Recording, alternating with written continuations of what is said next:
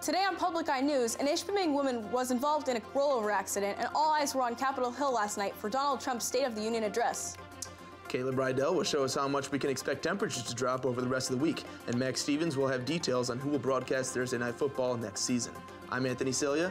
And I'm Jillian Wormlinger. Welcome to Public Eye News.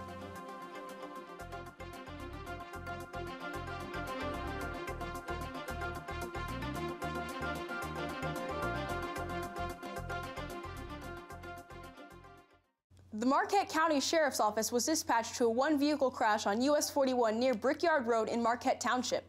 18-year-old Lily Martin of Ishpeming lost control of her vehicle on the slushy roadway.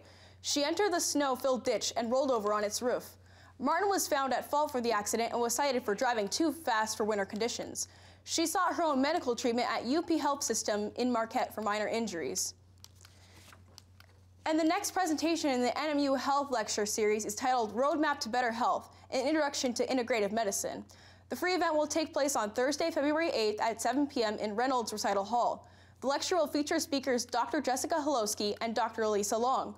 Both women are physicians at the UP Health System in Marquette, and Lisa Long is also an assistant professor at Michigan State University College of Human Medicine.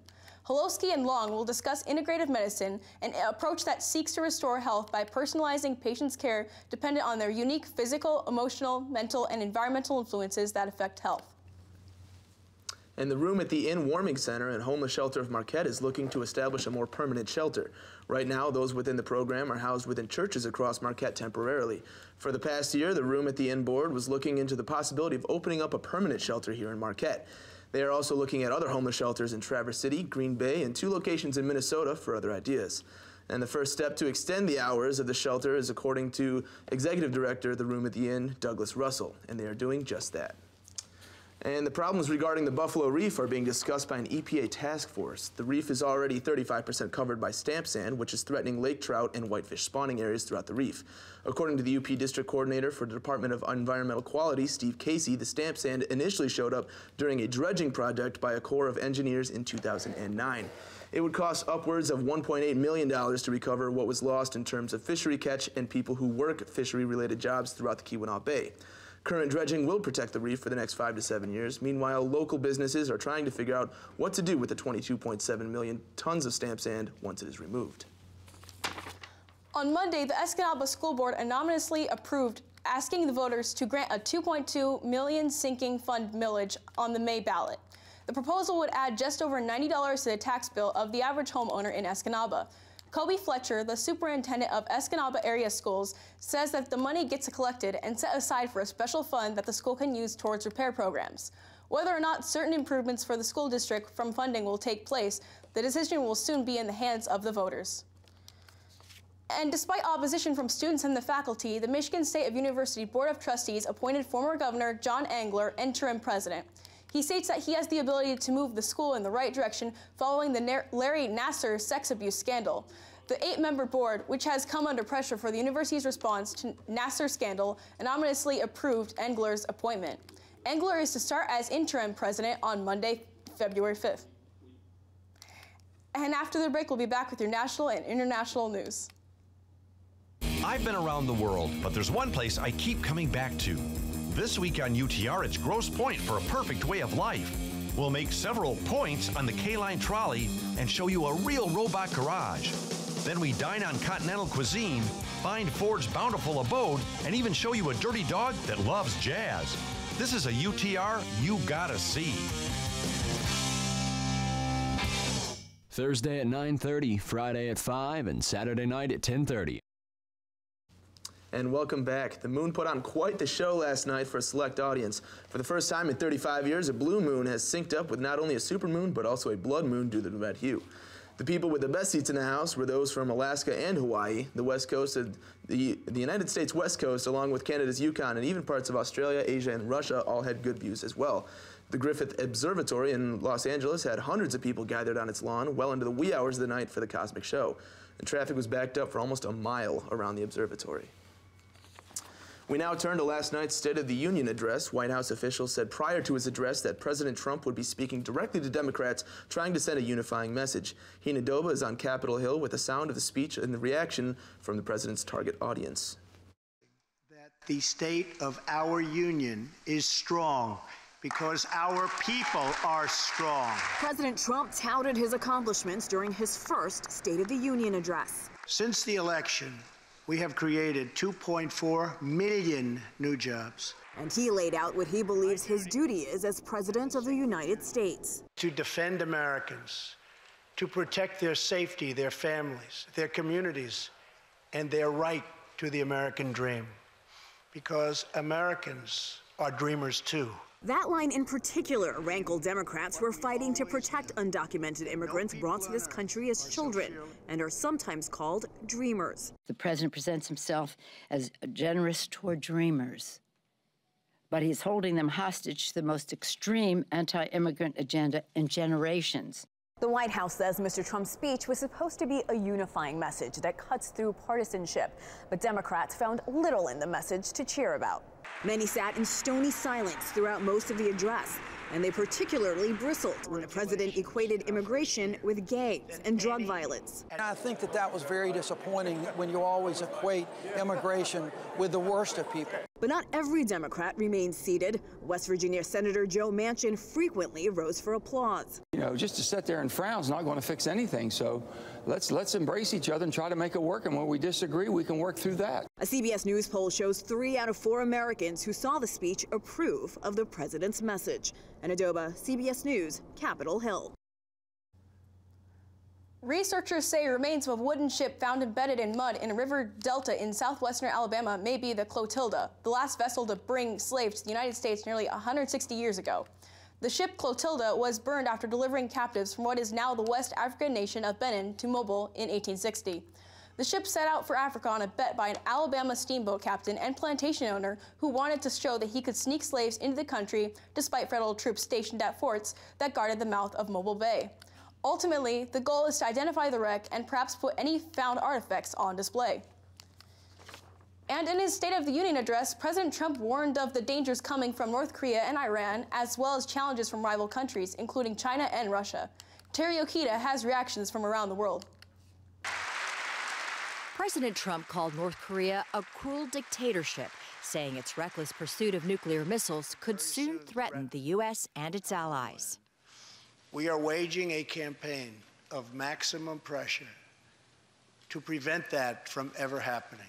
While North Korea has yet to respond, South Korean analysts say Mr. Trump's fiery rhetoric, without actually issuing a direct military threat, shows his confidence that pressure and sanctions are working.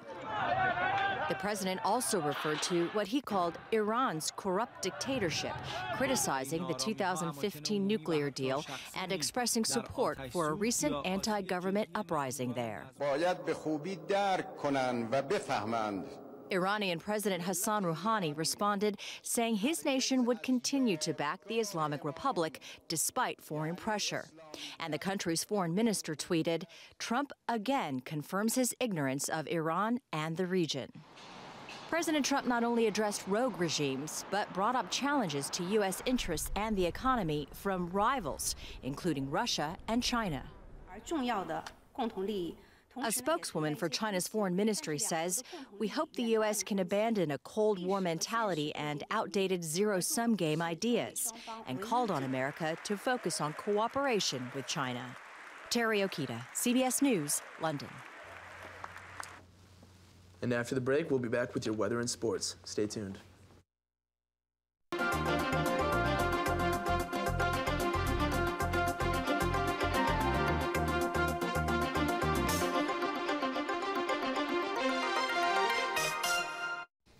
This week on Media Meet, we'll look back on Upper Michigan headlines and events for 2017.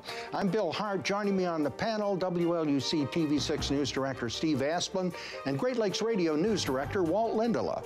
2017 in review this week on WNMU's Media Meet.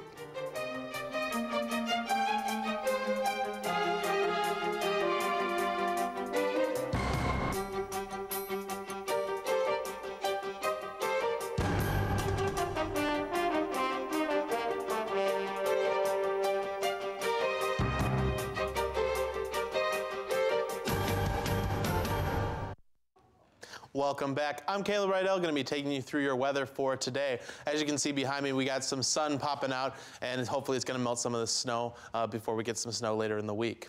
All right, right now we're looking at some sun with a temperature of 35, winds out of the west at 14 miles per hour, and a barometric pressure of 29.53 inches and rising. Taking a look at tonight, we are going to see that we are going to get some clouds rolling in, and a low 6 with winds out of the west-northwest at 13 miles per hour. And then tomorrow, we're going to see some snow rolling in with a high of 8, winds out of the northwest at 18 miles per hour. Taking a look across the UP, we're going to see a sun belt going through the middle. We're going to start up in Sault Ste. Marie with 30, 31 in Manistee, Escanaba, 34, and Menominee down with 34. Taking a look at the western half of the UP, we're going to see Iron Mountain with 34, Ironwood with 27, up in the Keweenaw and Houghton with 23, and back here in Marquette, a nice 35 degrees and sunny. Taking a look ahead at your week, we're going to see Friday we have a high of 10, a low of 3 with some clouds. Saturday a high of 13 with a low of 4 and some clouds. And then finally we're going to get a Sunday with a nice high 14 and a low of 1 and some sun finally. All right, Maxwell, the sun is making this an all-star week for weather, and I hear the Pistons are also having an all-star week. Absolutely, some great news for the Pistons to go along with that big win last night. Detroit Pistons center Andre Drummond has been selected to replace the injured John Wall in the All-Star game. Wall was named to his 5th consecutive All-Star team, but has been declared out with a left knee injury requiring surgery that is likely to keep him out for the remainder of the regular season.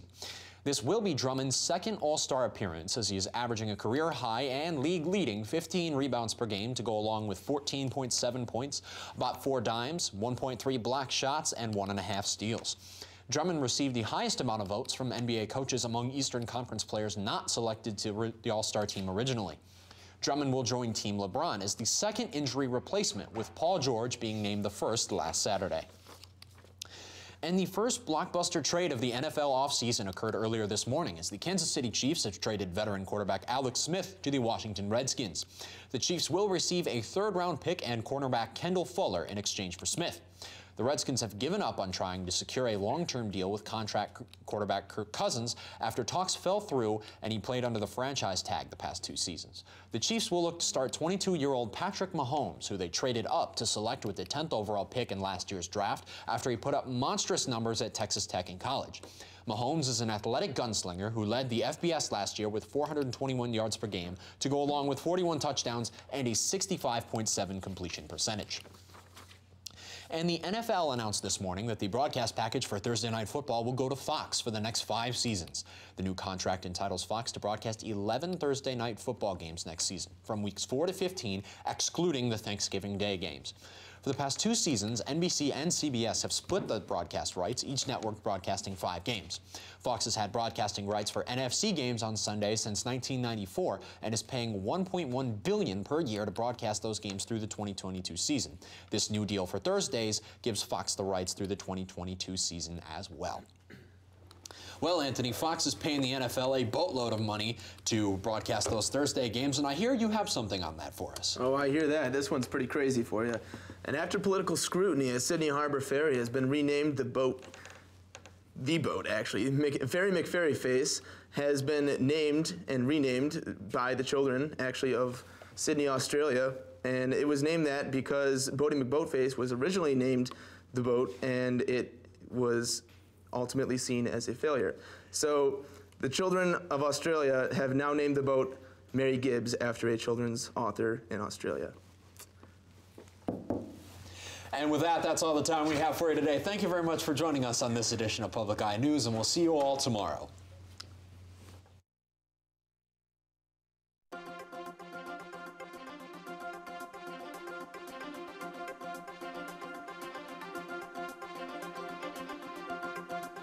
The preceding program was produced in studios located in the Edgar L. Hardin Learning Resources Center by WNMU-TV, Northern Michigan University Public Television.